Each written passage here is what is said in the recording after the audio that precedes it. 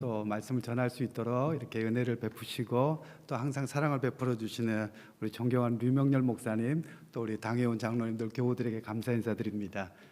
이렇게 가끔 와서 여러분들 만나 뵙다 보니까 낯설지 않고 이렇게 자주 뵙는 것 같아서 참 반갑습니다.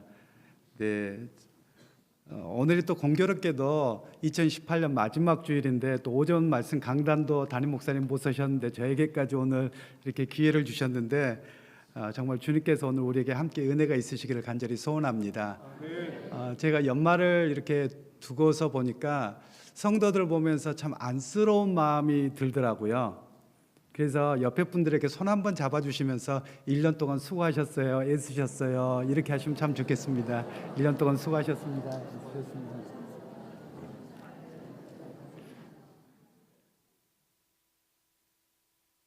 네, 위로의 말이 사람을 참 살리는 것 같습니다.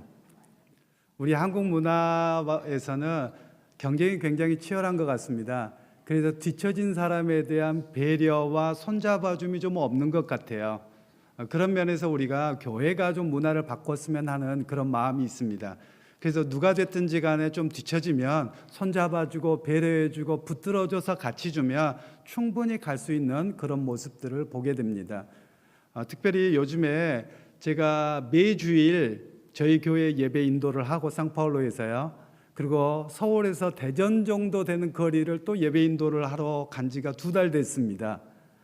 거기 한인들이 별로 살지 않으시고 또 교회가 없어서 어떻게 연락되기를, 한인 교포는 아니고 이제 주재원으로 오신 분들이세요.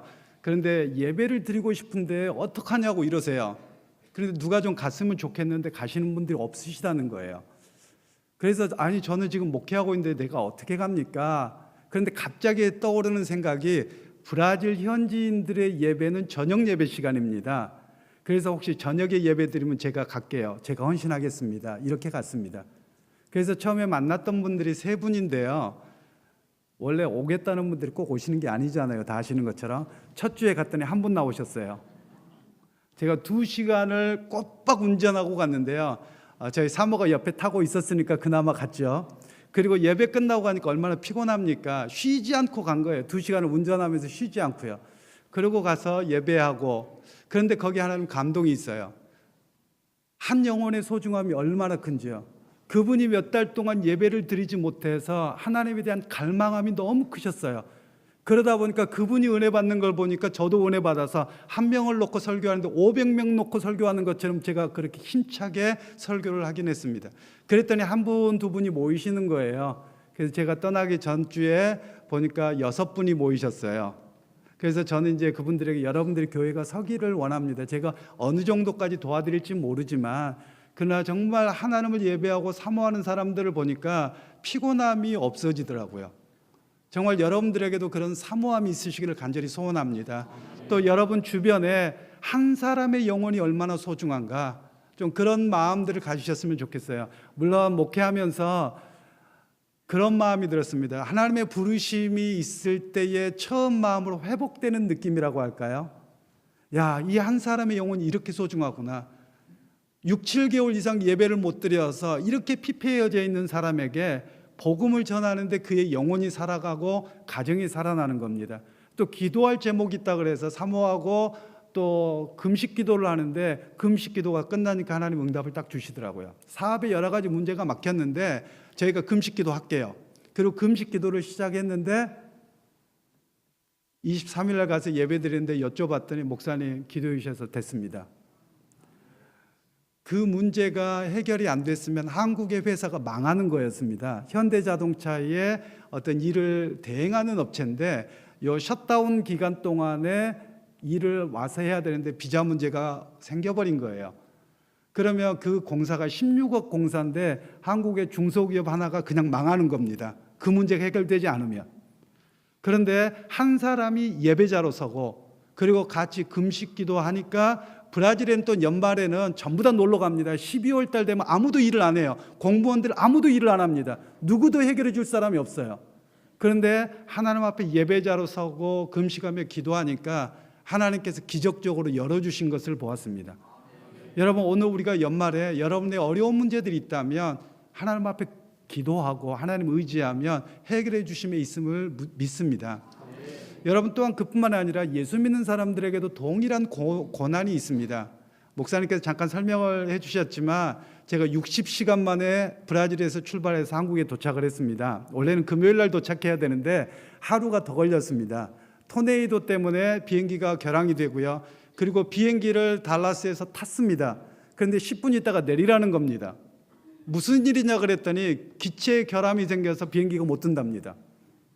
근데 목사님께는 약속을 해놔서 벌써 주보가 나왔는데 발을 동동 구를 수밖에 없잖아요.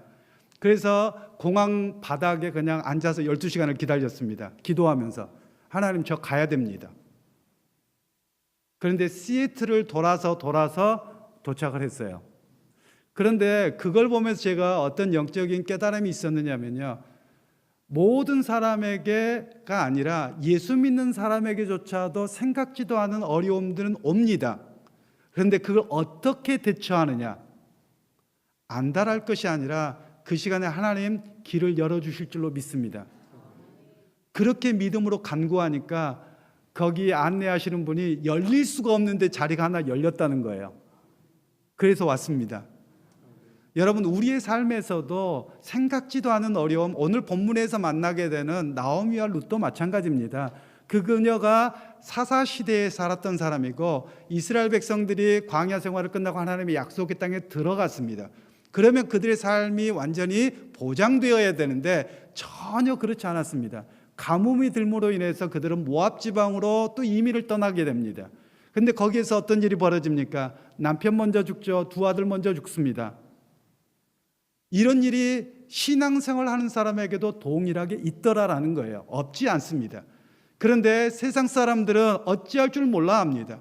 그러나 정말 믿음의 사람은 그 가운데서도 하나님을 의지하면 하나님이 역사하시고 인도하시고 좋은 걸로 분명히 이끄심의 역사가 있다라는 사실입니다. 제가 또 하나의 간증을 잠깐 말씀드리면 여러분들도 꼭 그 경험이 있으셨으면 좋겠어요. 먼저 아멘하고 하실까요? 아멘? 이제 들으시면 아멘 하실지 모르겠습니다. 그래서 먼저 아멘을 시켰습니다. 얼마 전에 7월 달에 그 중남미에 한인 목회를 하는 목사님들 세미나가 이과수 폭포에서 있었습니다. 그런데 그날 날씨도 좋겠다, 이과수 가니까 얼마나 좋겠습니까? 류 목사님도 못 가보셨어요. 제가 모시고 가려고 했더니 교회 빨리 오셔야 된다 그래서 이과수를 못 보여드려서 제가 나중으로 기약했는데 벌써 10년이 돼버렸습니다. 그런데 거기를 가는데 비행기가 착륙을 안 하는 겁니다. 1시간 동안 빙빙 위에서 도는 거예요. 그러다가 활주로가 보입니다. 랜딩 기어를 내렸어요. 바퀴를 내렸어요. 그럼 땅하고 거의 다 온 거거든요. 갑자기 슉 올라갑니다. 그리고 또 30분 이상을 1시간을 돌아요. 그러다가 다시 한번 또 내려오는 겁니다. 그러다 땅이 보이네. 바퀴가 닿을 순간 또 올라가는 거예요. 그리고 위에서 1시간을 돌다가 비행기에 연료가 없답니다. 옆에 공항으로 간다는 거예요. 다른 도시로 공항을 갔더니 거기서 내려서 버스로 가라고. 버스로 8시간입니다. 그래서 그래야 되는가 보다 했더니 잠깐 기다리라는 거예요. 그러면서 기장이 다시 한번 시도를 하겠노라고. 그렇게 해서 갔는데 안기가 있는데 그 시간만 잠깐 거치는 겁니다. 그래서 저희가 내렸는데요, 이 두 번의 이 갑자기 상승하는 것을 경험하면서 저와 제 사모가 손을 잡고 딱 그런 이야기를 했습니다. 여보, 당신 지금 눈 감으면 천국 갈 확신 있지?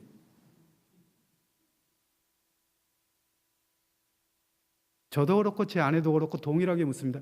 아멘. 지금 주님께서 부르셔도 나는 천국 갑니다. 또한 우리 아이들에 대한 걱정도 있지만 우리를 지키신 것처럼 하나님이 그렇게 지키실 줄로 믿습니다. 이런 고백을 했어요. 여러분, 그런 고백 정말 한번 해보시기를 바랍니다. 비행기가 이거 한번 2번 하는 거 한번 해보시기를 바랍니다. 네, 참 쉽지 않으시죠? 이런 일들이 저도 텔레비전에서만 봤습니다. 그런데 그런 일이 저에게도 동일하게 일어나더라는 거예요. 오늘 믿음의 사람들에게 항상 좋은 일만 있는 것이 아니라 세상 사람들이 경험하는 것과 같은 그런 동일한 어려움은 다 경험할 수 있습니다. 그런데 믿음의 사람들이 확신 있는 것이 무엇입니까? 언제 부르셔도 주님 앞에 설 수 있다는 확신입니다. 그리고 자녀들이 남겨져 있다 할지라도 하나님이 책임지실 것을 믿습니다. 그렇기 때문에 담대하게 주님의 사역을 감당할 수 있고 믿음의 길을 갈 수 있게 되더라라는 것입니다. 여러분의 삶에서도 저는 여러분들의 삶의 현장들을 잘 알지 못합니다. 그러나 삶의 고난이 어떤 것이 있다 할지라도 주님이 나와 함께 계신다면 어떤 것이라도 두려움이 없다라는 사실입니다. 그러기에 여러분 믿음의 걸음걸음에 중단하지 말고 끝까지 걸어가시는 그런 승리자의 성도님들이 되시기를 간절히 소원합니다. 지금 브라질은 굉장히 더운 여름입니다. 원래 브라질은 시원한데 특히 상파울로는 시원한데요. 요즘에는 이상기후 때문에 거기에도 밤잠을 못 잡니다. 이런 일이 1년에 하루 이틀 있을까 말까 하는데 요즘에 계속 그렇습니다. 근데 제가 한국을 도착했더니 너무 춥네요. 그런데 옷가방도 도착을 안 했어요. 가방하고 저하고 따라왔습니다. 저만 와야 돼가지고. 그런데 마침 양복은 갖고 왔길래 이렇게 양복만 입고 이렇게 지내고 있는데요. 그 브라질에도 사계절이라는 개념은 있는데요. 실질적인 개념이 별로 없어요. 그래서 설교를 하거나 이럴 때 여러분 영적 혹한기 이런 표현을 쓰면 이해가 안 됩니다. 한국 분들도. 왜냐하면 그런 추위가 없기 때문에 그래요. 그러나 여기에서는 우리가 영적 혹한기라고 한다면 그 의미가 어떤 것인지 또는 우리의 삶이 정말 봄과 같은 그런 하나님의 은혜가 임하기를 원합니다. 이렇게 표현을 쓰면 굉장히 우리 마음에 와 닿아듣고 금방 이해되기가 쉽습니다. 저는 우리 한국교회나 이민교회나 다 마찬가지인데요. 혹시 우리 교회들이 지금 영적 혹한기를 맞고 있는 것은 아닐까 저는 그렇게 하면서 기도하고 있습니다. 왜냐하면 지도자들이 좋은 모습을 보이지 못했고 또 교회들도 많은 어려움들이 있고 또는 성도들이나 또한 정치하시는 분들 중에서도 크리스찬들이 있을 텐데 좋은 본들이 못 돼서 세상으로부터 지탄을 받고 있는 교회 모습들이 되어버렸습니다. 실제 교회 모습은 그렇게 하지 않는데 교회에 몇 사람들 몇 때문에 그런 모습들을 보이고 있어요. 그러면서 교회는 계속 마이너스 성장으로 계속 내려가고 있습니다. 이런 모습을 보면서 오늘 우리가 경험하고 있는 한국교회는 영적 혹한기를 맞이하고 있지 않는가라는 생각입니다. 그럼 교회가 그렇다면 우리의 삶은 어떠해야 되겠습니까? 혹시 주변으로부터 영적 혹한기를 맞이하고 있다고 해서 여러분들은 영적 혹한기로 빠져들고 가고 계시지 않으십니까? 저는 그 질문을 던져보고 싶어요. 많은 사람들이 분위기 위에 휩싸입니다. 날씨가 추우니까 제가 안에 내복만 입었습니다. 그리고 코트가 없어서 못 입었어요. 그런데 생각보다 춥지 않는 겁니다. 그런데 저를 안내해 주시는 집사님이 아니 목사님 너무 추워서 어때요? 그러니까 추워요. 안 추웠거든요. 옆에서 춥죠. 어떻게 해요? 이러니까 추워요. 즉 우리의 신앙에 있어서도 옆에 사람이 힘들다 어렵다 교회가 그렇다 이러면 나조차도 그렇게 빠져들어가 버리게 되는 거예요. 그러나 앞에 말씀드린 것처럼 주님과 함께하면 이겨낼 수 있습니다. 주님이 동행하시면 힘납니다 라고 해주면 그걸 뚫고 나가는데 아무 이상이 없더라는 거예요. 여러분이 정말 그런 동역자들이 되시기를 주님의 이름으로 축원합니다. 오늘 본문의 말씀은 사실 룻기의 결론이고요. 우리의 상황과도 너무 비슷합니다. 룻기의 결론은 이미 여러분들은 룻기에 대한 이야기를 알고 계세요. 또 심지어 제가 작년에 와서 9월 달에 이 앞부분 설교를 했었습니다. 기억나시는 분들이 있으실지 모르겠지만 제가 작년에 와서 설교를 했었습니다. 그런데 이 룻기의 결론을 보면 이스라엘 백성들이 40년의 광야 생활을 끝나고 이제 하나님의 약속의 땅인 젖과 꿀이 흐르는 가나안 땅에 도착을 했습니다. 그러면 그들의 인생은 장밋빛 인생으로 쫙 펼쳐져야만 합니다. 그러나 그곳에 여전히 어려움이 찾아왔다는 거예요. 그래서 이 나오미의 가정이 모압 지방으로 떠났습니다. 앞에 말씀드린 것처럼 남편과 두 아들을 잃었습니다. 그리고 나오미가 이야기하기를 며느리에게 친정으로 돌아가라고 이야기를 하죠. 그때 오르바는 돌아갑니다. 그러나 룻은 뭐라고 고백합니까? 어머니 하나님이 나의 하나님이요 어머니의 백성이 내 백성입니다. 그렇게 하고 베들레헴으로 돌아가는 것에 동행을 하게 됩니다. 그런데 거기에서 나오미는 이야기하기를 나를 더 이상 나오미라고 부르지 마라. 나오미라는 이름의 뜻은 나의 기쁨 또는 나는 즐거워하는 자 이런 뜻입니다. 나를 더 이상 그렇게 부르지 말고 이스라엘 백성들이 가나안에 애굽에서 나오자마자 처음 맛을 경험했던 마라의 쓴물 나를 더 이상 이제는 나옴이라고 부르지 말고 내 인생이 너무 쓰다, 그래서 나를 마라라 불러라, 이렇게까지 이야기를 합니다. 혹시 여러분들 가운데 인생의 쓴물을 경험하고 계시는, 마라의 쓴물을 경험하고 계신 분들이 있다면 오늘 이 말씀을 통해서 회복되어지는 역사가 있기를 간절히 소원합니다.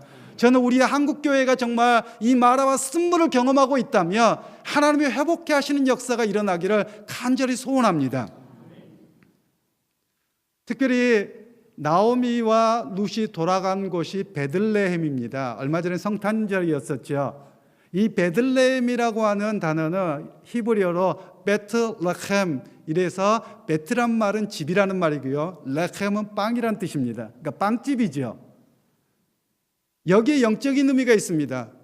즉 마라의 쓴물과 같이 모든 것에 다 쓴물밖에 나지 않는 그런 인생이었지만 어디로 돌아갑니까? 하나님의 약속인 베들레헴 빵집으로 돌아가는 겁니다. 그런데 이곳에 예수님이 태어나셨어요. 그 영적인 의미가 있는 겁니다.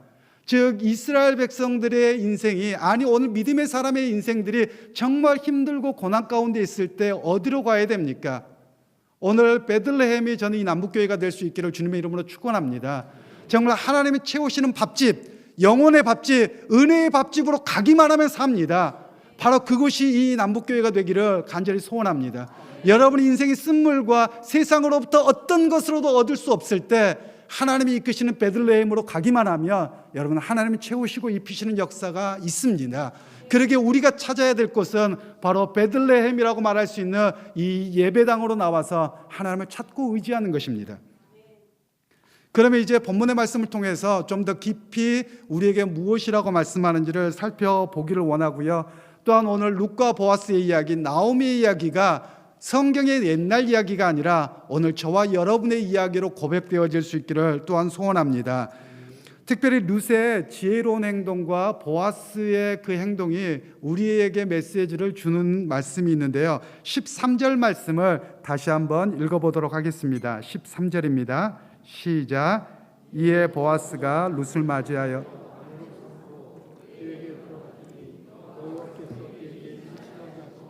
그가 아들을 낳은지라. 아멘. 우리가 잘 아시는 것처럼 보아스가 룻을 맞이해서 아내로 삼았습니다.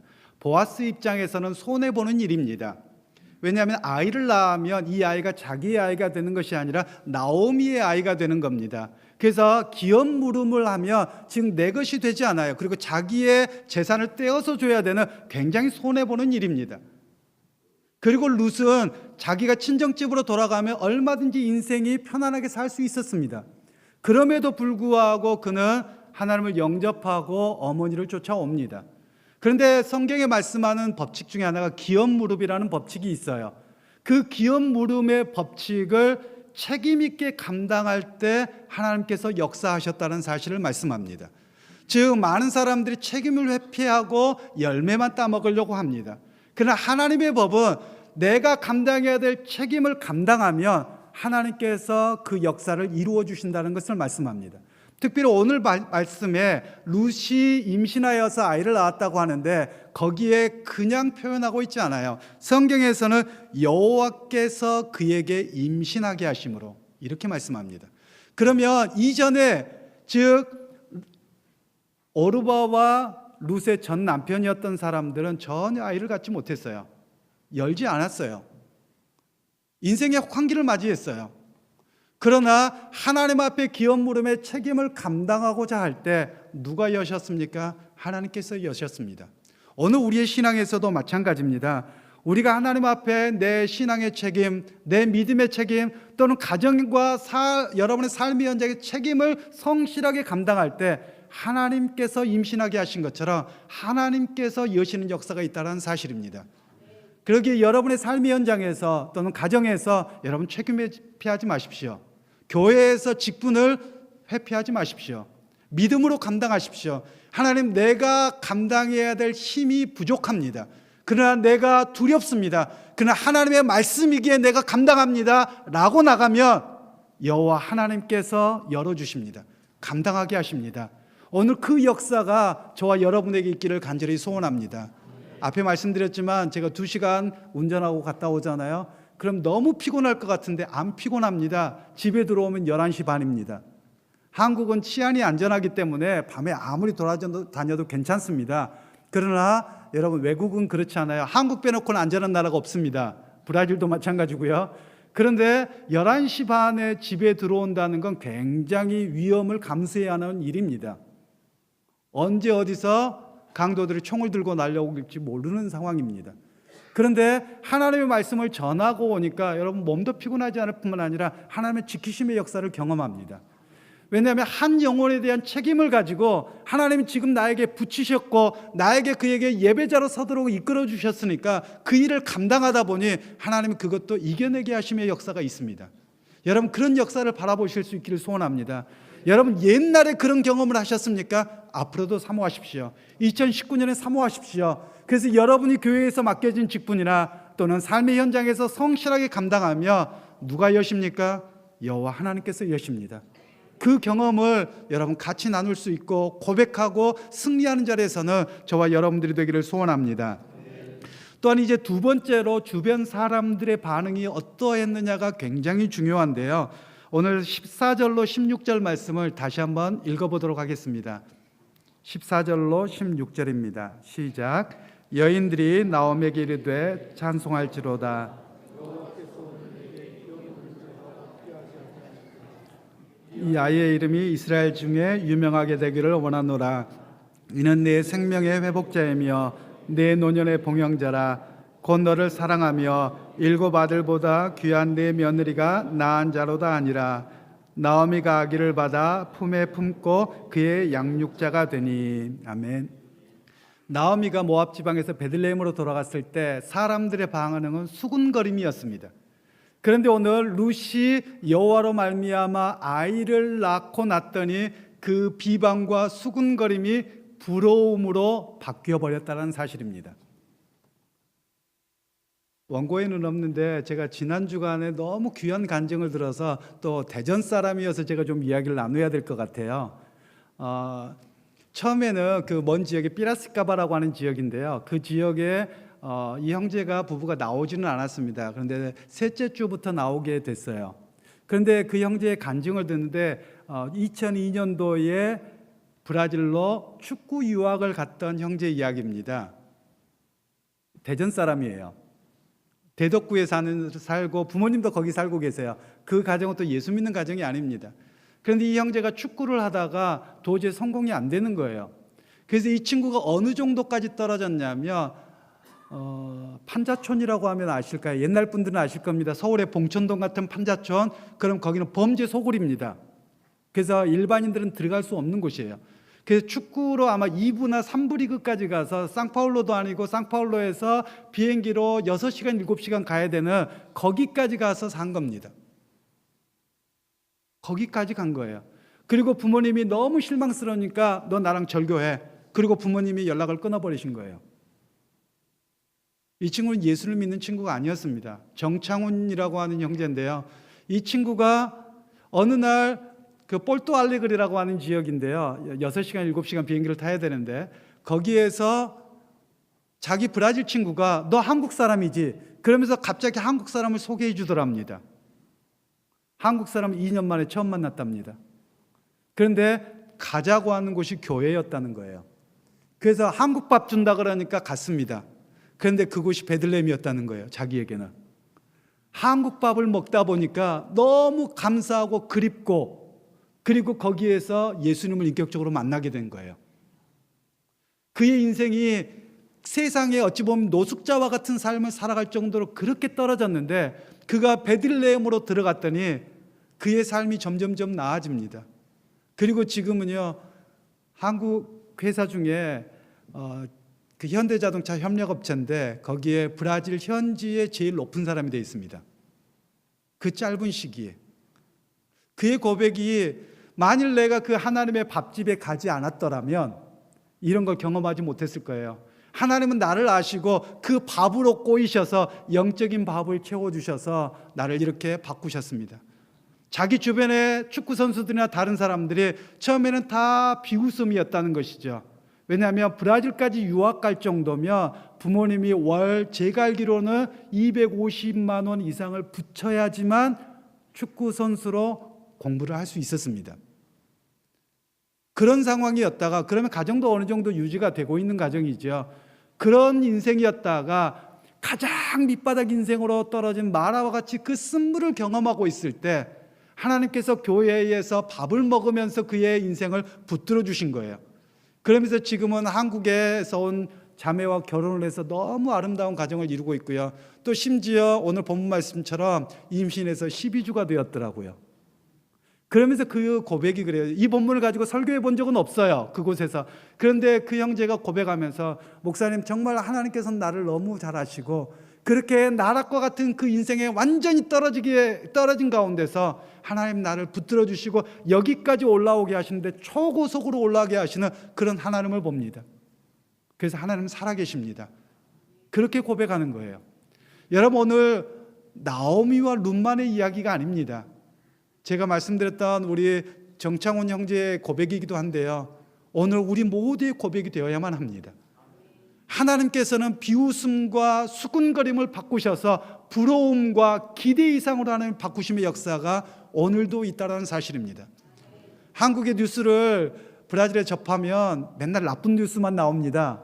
여러분, 브라질 뉴스를 한국에서 들으면 나쁜 것만 나오죠. 좋은 거는 안 나옵니다. 제가 전에도 말씀드렸지만 브라질 오시면 제가 고기 실컷 먹여드린다고 한 거 지금도 유효합니다. 지금도 유효합니다.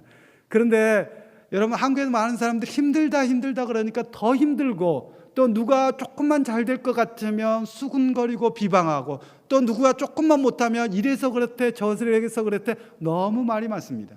여러분, 우리가 그 소리에 귀를 기울이면 우리도 좌절하고 넘어집니다. 그러나 오늘 룻이 초점을 어디에 맞춥니까? 오직 하나님께만 맞춥니다. 귀를 어디에 엽니까? 하나님께 엽니다. 그랬더니 그 소리가 어떤 소리로 바뀌어요? 부러움의 모습으로 바뀌고 있더라라는 사실입니다.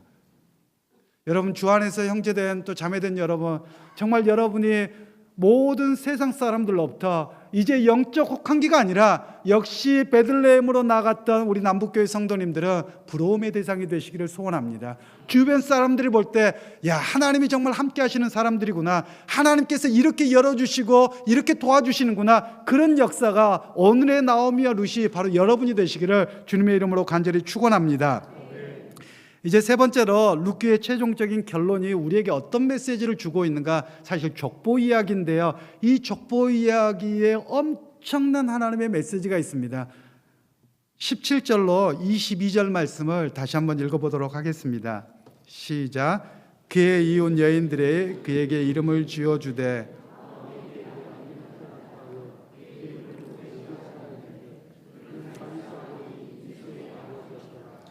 베레스에게 보는 이러하니라. 베레스는 헤스론을 낳고 헤스론은 람을 낳았고 람은 암미나답을 낳았고 암미나답은 나손을 낳았고 나손은 살몬을 낳았고 살몬은 보아스를 낳았고 보아스는 오벳을 낳았고 오벳은 이새를 낳고 이새는 다윗을 낳았더라. 아멘.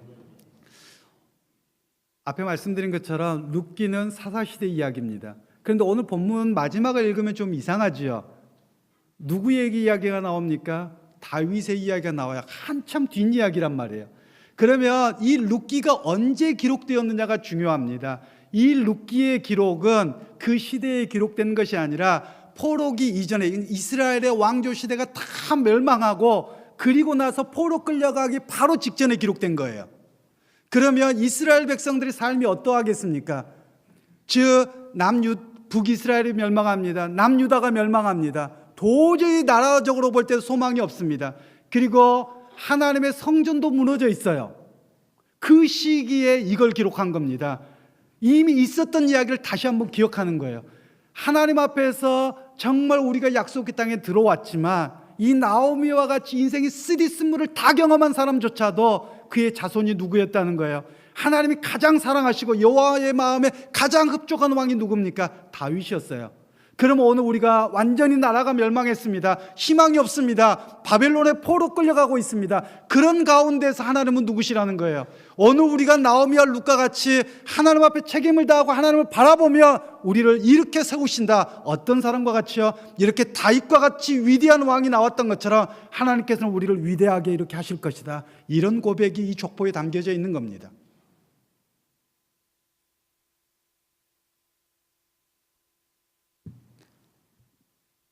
오늘 여러분은 어떤 족보를 남기시기를 원하십니까? 여러분의 자녀들에게 무엇을 남기기를 원하십니까? 힘들고 어렵다, 죽겠다는 말을 남기시겠습니까? 아니면 믿음을 따라 이렇게 갔더니 오늘 또 나는 하나님 약속 바라보고 회복시켰을 것을 믿는다, 이런 모습을 보여주시겠습니까? 오늘 이 약속의 계보가 여러분의 계보가 되기를 간절히 소원합니다. 여러분, 영적 혹한기를 거치더라도 그때 정말 영적으로 살아있는 사람은 위대하게 하나님이 쓰십니다. 나오미 시대 때도 여러분 모든 사람들이 다 떠나갈 때 이 나오미와 룻은 하나님 앞에 붙잡혔던 사람입니다. 또 여러분 잘 아시는 것처럼 다윗도 죽을 고비를 숱하게 넘기고 그 시대가 안정되지 않았음에도 불구하고 오직 하나님만 바라보았더니 그를 가장 위대한 왕으로 만들어 주신 분도 여호와 하나님이시라는 거예요. 오늘 우리에게도 내 인생의 혹한기가처럼 너무 어렵더라도 내가 오직 하나님께만 초점을 맞추고 하나님만 바라보며 그 하나님께서 그때 역사하신 하나님이 오늘도 역사하셔서 나를 최고의 자리, 은혜의 자리, 하나님이 동행하시는 자리에 채우십니다. 여러분, 그 약속을 바라보실 수 있는 저와 여러분들이 되기를 간절히 소원합니다. 룻은 하나님의 약속을 따라 믿음으로 나온 첫 세대라고 말할 수 있습니다. 이방 여인이었음에도 불구하고 하나님을 믿고 의지하고 오직 하나님께만 초점을 맞췄던 여인입니다. 그리고 그는 하나님의 말씀대로 순종하고 책임을 다하는 여인이었습니다. 그랬더니 하나님께서 그에게 태를 열어주셨습니다. 그리고 그의 어머니와 그의 삶을 위로하셨습니다. 그리고 다윗의 조상이 되는 역사가 있게 하셨습니다. 여러분, 구약성경 찾아보세요. 여인이 족보에 기록된 예가 3사람밖에 없어요. 그 중에 한 사람이 룻이에요. 그것도 누구의 족보예요? 예수님의 족보예요. 이런 놀라운 역사가 어떻게 이루어집니까? 모두가 실망하고 절망하고 심지어 오르반은 돌아가 버립니다. 돌아가는 사람에게는 이런 역사가 없어요. 그러나 그 혹한기 계절 속에서도 하나님께만 초점을 맞고 하나님만 바라보고 의지하며 하나님이 이 놀라운 역사를 이루어 주시더라라는 겁니다. 저는 여러분에게 오늘 순종하는 삶, 책임 있는 삶을 통해서 믿음으로 살아가고 하나님께만 초점을 맞추며 하나님이 응답하십니다. 그 역사를 바라보실 수 있기를 간절히 소원합니다. 또한 나오미와 같이 쓰디쓴 인생을 걸어가고 계신다면 여러분, 이 룻기를 읽으십시오. 이 룻기에 나오미와 룻을 붙잡으십시오. 오늘 내가 그 나오미가 되기를 원하고 하나님, 내가 그 룻이 되기를 원합니다. 이렇게 이 말씀을 붙들고 기도하십시오. 이 나오미와 룻이 오직 하나님을 바라보고 초점을 맞췄던 것처럼 여러분, 나도 그리하면 하나님께서 가장 위대하고 가장 복되고 하나님이 인정할 만한 사람으로 세우심의 역사가 있습니다. 여러분, 그 약속을 믿으실 수 있기를 간절히 소원합니다. 오늘 또한 우리 남북교회에서 모든 문제를 해결하시는 하나님을 바라보시기를 소원합니다. 또 그 가운데 소망을 갖기를 소원합니다. 게다가 하나님으로부터 칭찬과 사랑을 그 누구보다도 많이 받으시기를 소원합니다. 하나님의 마음에 합한 다윗과 같은 자녀를 여러분 낳게 된 역사가 있기를 소원합니다. 여러분의 집안에서 정말 여러분 가운데서 많은 분들이 신앙이 1세대가 되실 분들이 많을 것 같으세요. 저는 신앙 3세대인데요. 3세대의 목사가 나왔어요. 여러분의 인생에서도 정말 여러분이 신앙이 1세대라면 하나님 약속 붙들고 간구하십시오. 그러면 여러분의 다음 세대, 그 다음 세대에 가서 하나님께서 정말 높이 들어 쓰심의 역사가 있다는 사실이에요. 여러분, 누구 때문에 이런 일이 이루어졌습니까? 이방 여인이었던 룻 한 사람의 헌신과 책임과 하나님만 바라봄으로 이루어졌다는 사실입니다. 오늘 내가 눈을 들어 하나님을 바라봅니다. 그러면 하나님이 나와 내 가정과 내 삶의 모든 문제들을 일사천리로 해결해 주십니다. 하나님께서 역사하시면 쉬운 일이에요. 불가능한 일 같지만 하나님이 역사하시면 되는 일입니다. 그러기에 여러분, 오늘 하나님을 바라보십시오. 하나님을 의지하십시오. 그러면 살아계신 하나님께서 오늘 또 여러분과 동행하실 줄로 믿습니다. 그리고 여러분, 한 가지 잊지 마십시오. 나의 영적인 베들레헴, 교회에 나오는 거, 하나님 앞에 나오는 걸 잊지 마십시오. 이곳이 여러분을 먹이시고 입히시는 영적인 베들레헴 빵집, 밥집이 되시기를 간절히 소원하고 축원합니다. 기도하겠습니다. 거룩하신 하나님, 오늘 또 우리에게 이 교회로 영적인 베들레헴으로 인도하셔서 오늘 룻과 같이 하나님을 바라보게 하신 것 감사합니다. 하나님, 우리의 삶이 너무나도 혹한기여서 자꾸만 옆을 바라보게 될 때가 있습니다. 다시 한번 마음을 다잡고 하나님만을 바라보기로 결단하오니 하나님, 우리의 마음을 붙들어 주시고 위로하여 주시고 오늘 룻과 같은 그런 영광의 자리, 은혜의 자리에 세우심으로 하나님 오늘 또 살아계셨습니다. 나와 함께 하셨습니다. 이런 고백 있는 성도들로 위대하게 삼아 주옵소서. 예수님의 이름으로 기도하옵나이다. 아멘.